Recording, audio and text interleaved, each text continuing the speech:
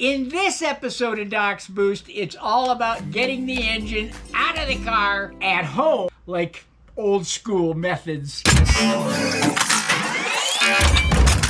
Out from the top. But in order to do that, I'm going to take the transmission out first because I don't want to hassle taking the assembly out together. Before I touch anything, we're going to put the steering coupler back in place, because if you move the steering wheel when you remove this, chances are that steering wheel is going to be out of sync, and you're going to have to take the steering wheel off and take all of that off, take the clock spring out and recenter it and put it all back together. You can see that it's indexed on both sides, and if those indexes line up to where everything is now, then I'm going to be confident I didn't move anything and everything will be okay with the clock spring. And then after that, it's transmission time. Well, I have good news because the splines are all lined up. It's slipped in both sides perfect.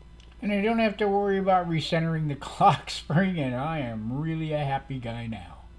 Before we tackle the tranny, you need to know a few things if you're inclined to take the engine out old school, which is from the top. You will need to disconnect much of what we did in the Troubleshoot Part 3, where I removed the front cover. You remember that one, don't you? Now you have to remove the hood. As obvious as that is, I know there's somebody out there that's going to complain about me not telling them about it. The battery and the tray needs removing. The brake booster will need to be removed. Then, of course, all the hoses, the coolant tanks, the fan, the radiator, they all have to go. You'll have to disconnect the air conditioner connections at some point along its path where you decide is best for you. Don't be surprised if you have to remove the supercharger and intake to mount some sort of fixture to hook onto for the actual engine removal. Since the fixture I use cannot be adjusted, I opted to remove the trans first. What I mean by a non-adjustable fixture is that it cannot manage the angle the engine hangs, front to back kind of a thing. So it's going to hang flat through the entire operation. So I want everything off the back of the engine. Because if the engine's hanging flat, it's not going to help me one bit to manipulate a transmission out from under the car that's still attached to the engine.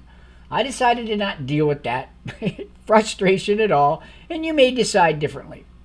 So I'm going to just get under there and start getting rid of the transmission and get the engine ready for removal. I'm not going to show you the whole thing. I'm going to refer to a couple of videos I've already done before, so you don't have to sit through that process again. You know, taking off the exhaust, of course, and taking out the transmission, disconnecting all the connections, blah, blah, blah, blah.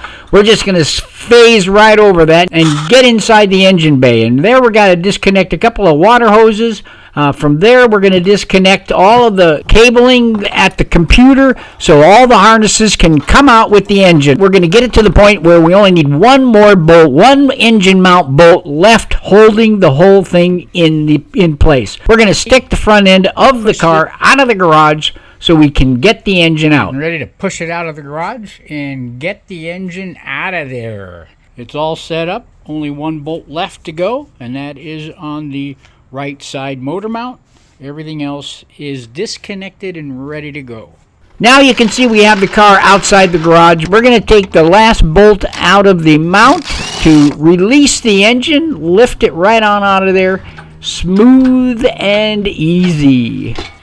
And then once we get it out, the only thing we have to do there is put it on the engine stand. I'm just letting you know. And the disassembly process will start, but that's another video in its entirety. So before you go, check that video right down there. I got a video picked out just for you. It's Kim's thrill ride, and she's completely blown away with the GT500 ride of her life. I'll see you in that video in just a moment, and thanks for watching.